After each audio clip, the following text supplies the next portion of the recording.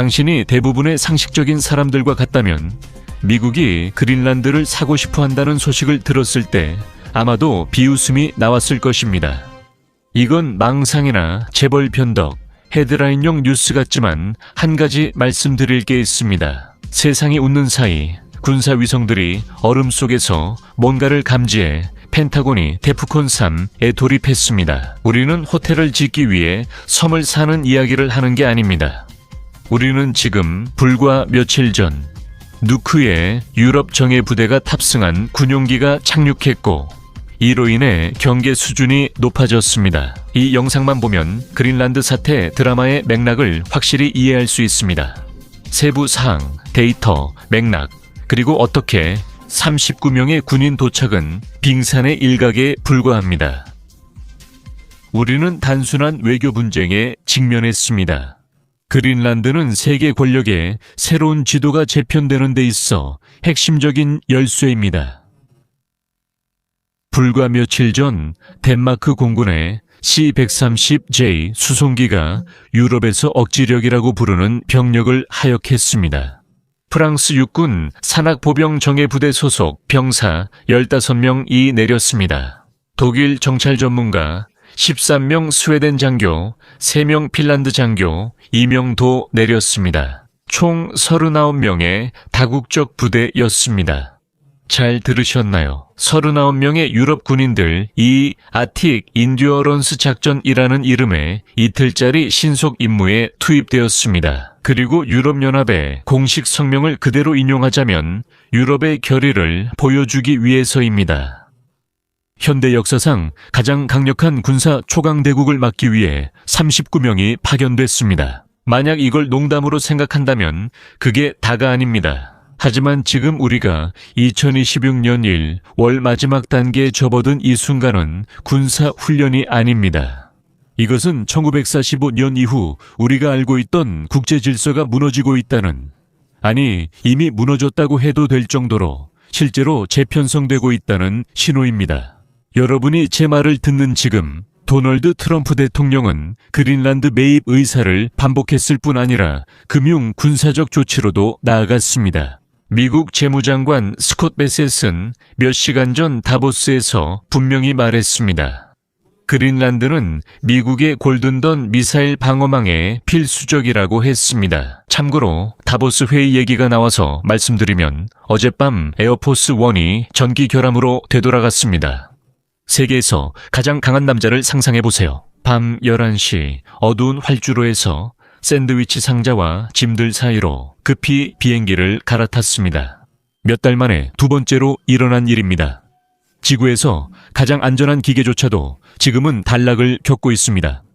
지금 이 순간 가해지고 있는 압력을 글로벌 외교가 견딜 수 있을 거라고 생각하는 이유가 뭡니까? 이 그린란드 문제와 관련해서 바세트가 골든던 프로젝트에 있어서 그린란드가 필수적이라고 말한 데에는 깊은 의미가 있습니다. 여기서 문제가 있습니다. 유럽은 아니라고 하고 덴마크도 아니라고 하며 그린란드의 총리 옌스 프레데릭도 압력에 굴복하지 않겠다고 말합니다. 하지만 어제 월스트리트는 트럼프가 협상이 열리지 않으면 대규모 관세를 부과하겠다고 위협하면서 큰 폭으로 하락했습니다. 지금 금과 은은 사상 최고치에 있습니다. 두려움은 현실입니다.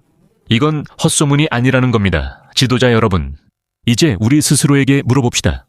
왜 이런 일이 벌어지고 있는 걸까요? 겨우 5만 6천 명이 사는 얼음섬이 왜 나토를 깨뜨릴 위험을 감수할 만큼 가치가 있는 걸까요? 왜 미국은 유럽 동맹국들을 마치 집세를 안 내는 세입자처럼 대하려는 걸까요? 그 답은 CNN 등 공식 헤드라인을 훨씬 뛰어넘습니다. 그 답은 얼음 아래와 여러분 휴대전화, 텔레비전을 좌우하는 히토류에 있습니다. 바로 여러분이 저를 보고 있는 그곳입니다. 그리고 피토피그라는 우주기지에도 있습니다. 그곳이 바로 러시아나 중국의 극초음속 미사일이 뉴욕시에 떨어지는 것을 막는 유일한 곳이죠. 그러니 이제 히스테리는 그만두고 지도와 군사 예산, 그리고 지질학을 살펴봅시다. 왜냐하면 당신이 이 질문에 대한 답을 이해하게 되면 정말로 무엇이 걸려있는지 알게 될 테니까요.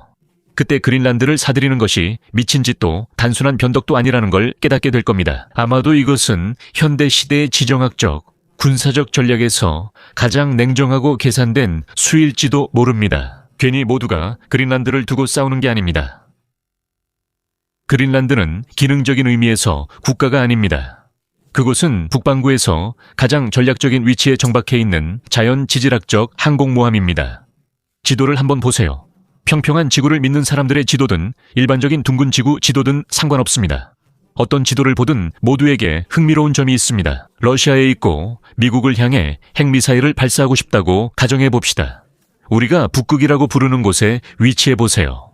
중국에 있고 유럽으로 상품을 보내고 싶다면 가장 짧은 경로는 바로 북극 위를 통과합니다. 수에즈 운하나 말라카 해협을 통과하지 않고도요. 가장 빠른 경로는 참고로 이제 얼음이 녹고 있기 때문에 바로 북극을 통과해서 그린란드의 춥고 전혀 낙원이 아닌 해변을 지나갑니다. 그린란드를 지배하는 자가 현대 세계의 입구와 출구를 지배하는 것입니다. 미국은 그동안 편하게 합의해왔습니다. 덴마크가 국기를 꽂고 미국이 무기를 배치했죠.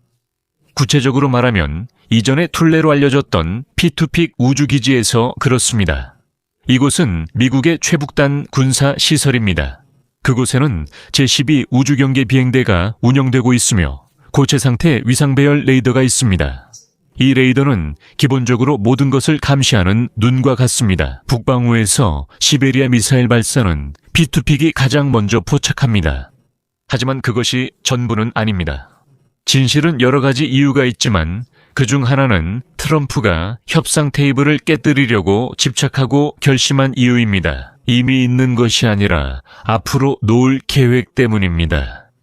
미국 공군이 막 제출한 2026 회계연도 공군 예산 문서에는 골든돔, 즉 황금돔이라고 불리는 어떤 것에 대한 대규모 예산 항목이 포함되어 있습니다. 우리는 오직 우주군만을 위해 263억 달러를 요청하고 있다는 이야기를 하고 있습니다. 이 프로젝트는 아이언돔, 에서 영감을 받아 추진되며 이를 실현하는 것이 목적입니다. 이스라엘의 아이언돔은 이스라엘의 하늘을 지키고 있지만 이번에는 현재 세계 최강국의 하늘을 지키게 되는 것입니다.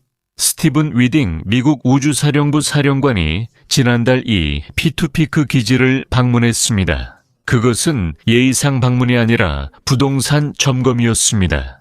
트럼프 행정부는 그린란드를 덴마크의 섬으로 보지 않고 차세대 레이저 요격기와 지향성 에너지 무기를 설치하기 위한 물리적 플랫폼으로 보고 있습니다. 트럼프가 행정명령에서 언급한 미국판 아이언돔, 그리고 미국의 논리는 매우 단순합니다. 서방을 보호할 방패를 만드는데 수조 달러를 쓸 거라면 우리는 임대한 땅에 그걸 지을 수 없습니다. 코펜하겐이나 누크의 의회가 내일 수도꼭지를 잠그기로 결정할 수 있는 곳에서 상황이 얼마나 취약한지 보십시오. 그린란드 총리 닐센은 어제 페이스북에서 우리는 압박에 굴하지 않겠다고 밝혔습니다. 이것은 고상한 말이지만 현실은 그린란드의 국방 예산이 존재하지 않고 경제는 덴마크의 보조금과 덴마크에 의존하고 있다는 것입니다. 진심으로 존경하며 말씀드립니다. 그린란드에는 평화를 위한 군대만 있고 200만 평방킬로미터의 영토를 방어할 군대는 없습니다.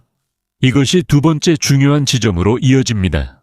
만약 안보가 방패라면 경제는 검입니다. 히토류에 대해 들어보셨나요?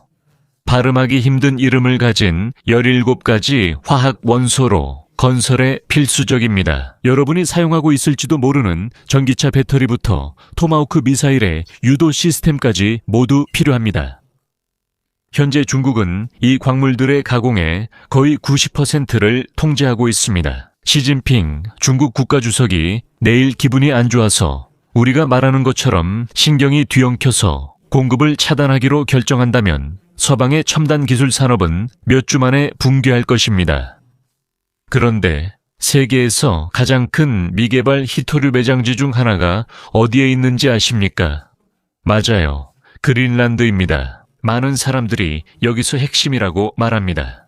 섬 남쪽에 있는 카나비첼트 같은 곳에는 너디뮴, 프라서디뮴, 디스프로슘, 터뵴이 풍부하게 매장되어 있습니다. 모르는 분들을 위해 말씀드리자면 저는 그리스 신들에 대해 말하는 게 아닙니다.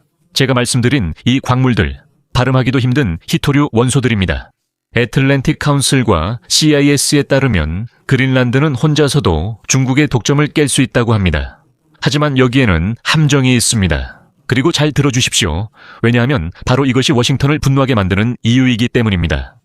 지난 10년 동안 미국이 잠들어 있는 사이 중국 기업들은 그린란드에서 광산 채굴 허가를 사들이고 인프라에 투자해왔습니다. 베이징에서 추진하는 유명한 북극 실크로드 이니셔티브는 이론이 아니라 실제로 실행되고 있는 일입니다. 나토의 장군 알렉산드르 그란키에비치는 바로 이번 일요일 스웨덴에서 열린 안보회의에서 이를 경고했습니다. 그는 러시아와 중국의 북극 공동활동이 점점 더 커지는 위협이 되고 있다고 말했습니다. 즉, 미국만이 그 위협을 보고 있는 것이 아니라 유럽도 바로 머리 위에서 그 위협을 보고 느끼고 있다는 뜻입니다. 백악관, 그곳을 이끄는 입장이 되어보시길 권합니다. 잠시만 생각해보면 당신의 가장 큰 지정학적 경쟁자인 중국이 당신의 뒷마당에 들어와서 당신의 안보에 필요한 자원을 사들이려고 하고 있습니다. 유럽의 동맹국인 덴마크의 코앞에서 이런 일이 벌어지고 있는데 그린란드의 복잡한 자치권 때문에 덴마크는 스스로 이런 투자를 막을 수 없어 보입니다. 많은 분석가들은 트럼프에게 이것이 제국주의가 아니라고 말합니다. 이는 국가 안보 파산을 막기 위해 필요한 적대적 기업 인수라고 합니다. 그들은 우리가 가져가거나 중국이 가져간다고 주장합니다. 이미 모스크바는 이 모습을 즐깁니다. 벨기에 주재 러시아 대사관은 성명을 내고 이 상황을 조롱하며 나토가 북극을 군사화하고 있다고 말했고 오직 러시아만이 이를 막을 수 있다고 암시했습니다. 그게 바로 고전적인 러시아 전술이에요. 서방의 분열을 유도해 기회를 노리는 거죠. 이제 중요한 얘기를 하겠습니다. 이 채널의 통계에 따르면 지금 이 영상을 보고 계신 분들 중 42%가 이 분석을 꾸준히 시청하면서 자신이 채널에 구독되어 있다고 생각하지만 실제로는 구독하지 않은 상태입니다. 가끔 유튜브가 이상하게 작동하거나 우리가 깜빡할 때도 있습니다. 그러니까 지금 바로 아래에서 구독 버튼이 보이면 한번 클릭해서 구독해주세요. 제가 이렇게 말하는 동안 여러분은 지금 바로 할 수 있습니다. 몇 초도 걸리지 않아요. 자, 이제 유럽의 반응으로 넘어가 보겠습니다. 여기서 우리는 정치적인 소음과 실제 군사 능력을 구분해야 합니다. 제가 처음에 언급했던 이 39명의 군인들에게 붙여진 북극 저항 작전 말인데요. 스웨덴 총리 울프 크리스텐손은 이 배치에 대해 자랑스럽게 X에 글을 썼습니다. 메테 프레데릭센 덴마크 총리는 미국의 야망이 심각하다며 그런 상황을 예방해야 한다고 말했습니다. 솔직히 그들이 할 수 있는 게 뭘까요? 누크에는 프랑스군 15명과 독일군 13명이 있습니다. 만약 미 해병대가 그린란드 해변에 상륙하면 그들이 해병대에게 총을 쏠 수 있을까요? 물론 아니죠. 그들은 그런 일을 하려고 거기 있는 게 아닙니다. 이 사건을 그렇게 해석하는 사람은 완전히 다른 상황을 보고 있는 겁니다. 이것은 사실 군사적인 것이 아니라 정치적인 제스처로 이해해야 합니다. 유럽이 우리는 여전히 여기 있고 우리는 중요하다라고 말하는 건가요? 하지만 냉혹한 진실은 파리와 베를린에서 듣기 힘든 진실은 유럽이 75년 동안 미국의 안보를 외주 맡겨왔다는 것입니다. 이제 집주인이 펜트하우스 임대 계약을 재협상하려고 하자 세입자들은 지불할 능력이 없습니다. 트럼프의 관세 위협이 바로 그 증거입니다. 어제 주식시장이 하락했습니다. 그린란드에서 전쟁이 날까봐가 아니라 무역전쟁이 일어날까봐 두려워서입니다. 만약 미국이 유럽산 제품에 대해 20%, 50%, 심지어 100%의 관세를 부과한다면 그것은 그가 미국의 국가안보를 방해한다고 부르는 것에 대한 처벌로 이루어질 것입니다. 북극에서 유럽 경제가 침체에 들어가면 그 다음 날 그린란드도 영향을 받게 됩니다. 유럽의 경기 침체가 오는 걸까요? 이것이 바로 도널드 트럼프가 유럽연합의 각 지도자들에게 스스로에게 묻게 만드는 질문입니다. 이것은 우리를 다소 불편하지만 중요한 주제로 이끕니다. 여러분은 아리에, 이건 그냥 트럼프다운 행동 아닌가요? 라고 생각할 수도 있겠죠. 이건 협상 전술이고 더 나은 거래를 원해서 그런 건가요? 섬 전체를 사지 않는다면 우리가 살고 있는 이 세기, 바로 2026년에 사람들과 함께한 나라를 살 수는 없습니다. 그 환상을 깨드리겠습니다. 실제로 모든 것에 형태를 부여하는 것은 바로 법률이니까 법률을 살펴봅시다. 랜디 파인 의원이 그린란드 합병 및 주 지위 법안이라는 것을 도입했습니다. 이것은 1월 13일에 이루어졌습니다.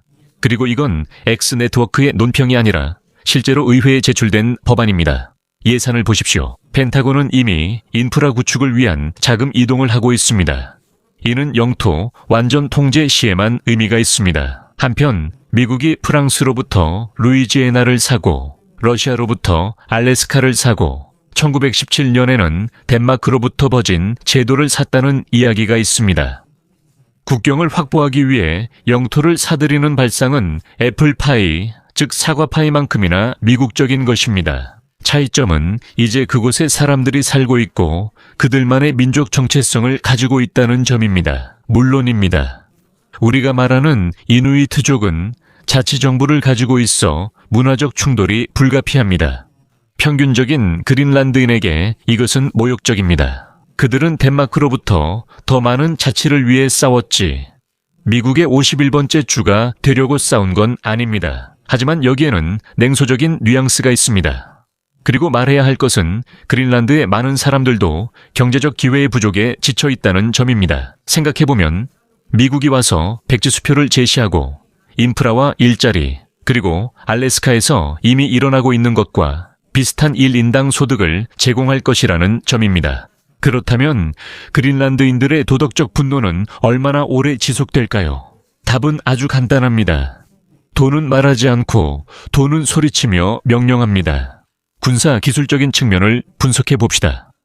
이 분야에서도 세부 사항이 중요합니다.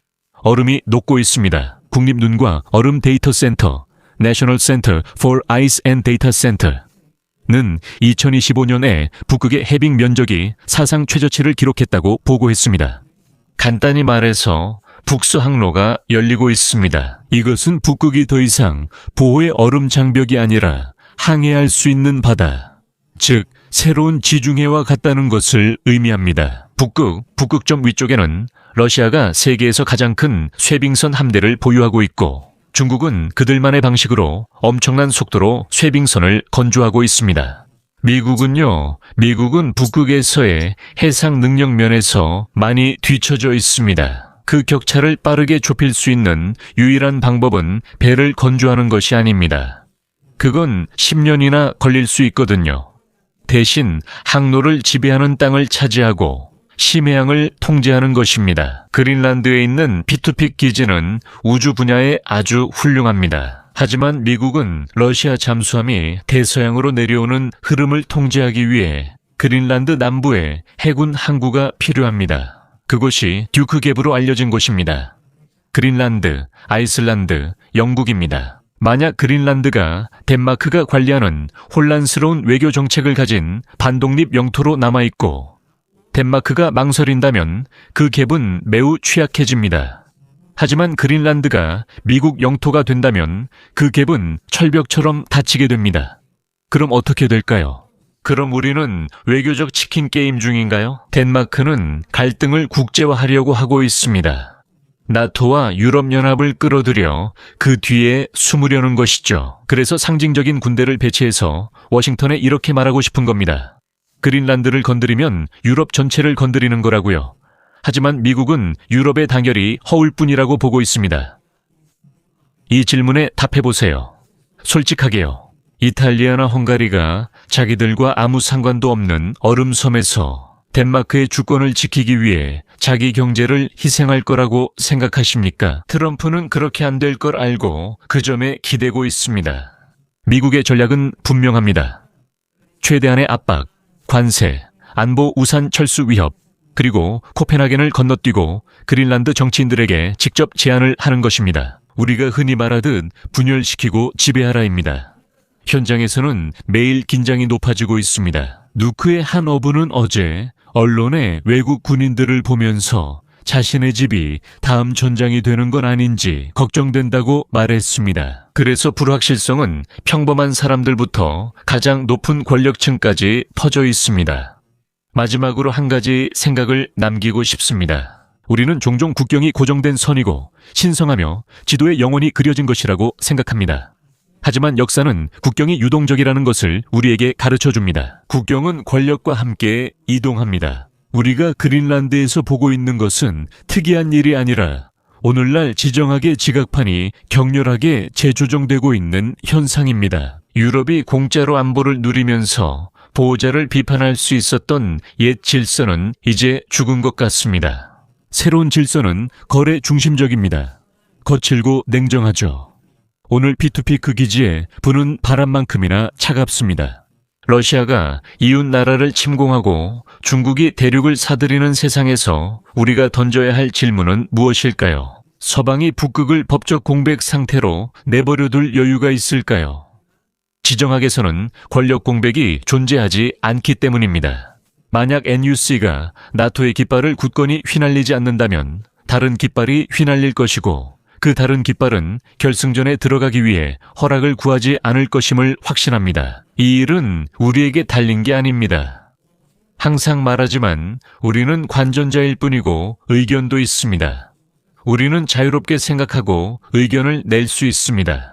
하지만 당신의 의견도 우리의 의견도 우리 모두의 의견도 중요하지 않습니다. 이 모든 게임의 실제 행위자들이 무엇을 이루게 될지는 우리의 의견이 결정하지 않습니다. 그러니까 우리는 아주 주의 깊게 지켜봐야 합니다. 왜냐하면 이건 이제 막 시작됐기 때문입니다. 이렇게 2026년이 다가왔습니다. 이런 문제는 어디서나 발생합니다. 지금 이란에서 일어나는 일을 잊지 마세요. 이 채널에서도 우리는 매일 이 위기 전개를 추적하고 있습니다. 미국은 더 많은 무기를 중동으로 가져오고 있습니다.